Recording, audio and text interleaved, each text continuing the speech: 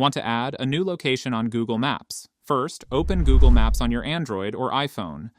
Zoom in to the area where the place is located. If you can already see the location or address, you can tap on it and select Save or Add a Label. But remember, this only saves it for your account, not for everyone on Google Maps. If the location isn't on the map, here's how to add it for everyone to see. Tap on your profile icon at the top right corner. Scroll down and select Add a Missing Place.